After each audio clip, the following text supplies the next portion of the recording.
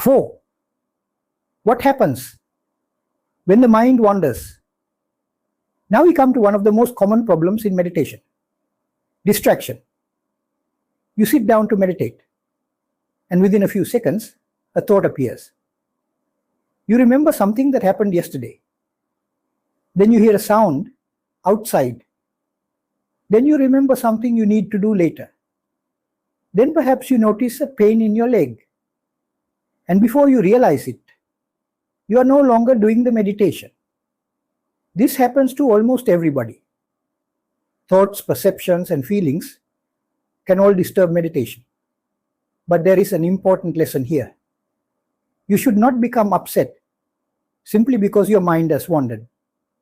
The moment you recognize that you have become distracted, redirect the mind to the meditation. That's all. You don't need to criticize yourself. You don't need to say, I am not good at meditation. Just come back.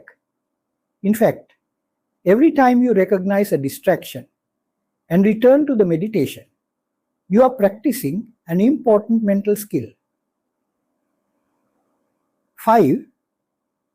Don't keep checking whether you are improving. There is another trap that beginners can fall into. They start measuring their progress while they are meditating. They may ask themselves, am I becoming calmer? Am I doing this correctly? Am I better than I was yesterday? Is my emotional control improving? These questions may be useful at an appropriate time, but not while you are performing the meditation itself. Why? Because checking your progress is another mental activity. It takes you away from the meditation. So, during meditation, simply practice the selected mental action. Don't keep examining the results. You can reflect on your progress later. 6. Stay with the selected practice. When you have selected a particular meditation technique, stay with it. Suppose you are practicing awareness of the body. Don't suddenly start thinking about another meditation technique. Don't start analyzing your emotional problems. Don't start evaluating how well you are doing. Keep the practice simple. The objective is to develop the particular mental ability associated with that meditation. This is especially important for a beginner. 7. Preparing the mind before meditation. There is also value in preparing the mind before beginning meditation. Some emotional tendencies can interfere with meditation. The material we are discussing identifies lust and anger as particularly strong forces that can disturb meditation. These tendencies can be powerful, partly because we are accustomed to entertaining them in everyday life. Therefore, a short period of preparation before meditation can sometimes be helpful.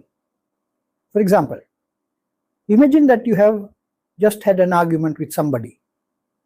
If you immediately sit down to meditate while continuing to replay the argument in your mind, it may be difficult to settle into the practice.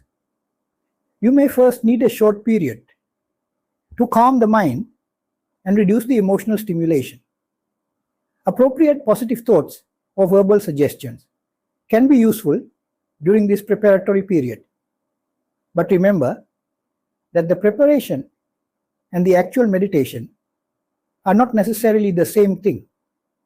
Once the meditation begins, the attention should remain with the selected meditation. As your meditation skills develop, some of these preparatory activities may eventually be replaced by appropriate meditation practices. 8. Awareness meditation. Now let us come to awareness meditation. Awareness meditation can address 4 broad areas: the body, feelings, the mind, and mental phenomena. For our present purpose, however, we are going to begin with the body. The practices we are considering include awareness of breathing, posture, body movements, and feelings related to the body. As I mentioned earlier, breathing meditation will be discussed separately. So, for now, we will concentrate mainly on awareness of posture and awareness of body movements. 9.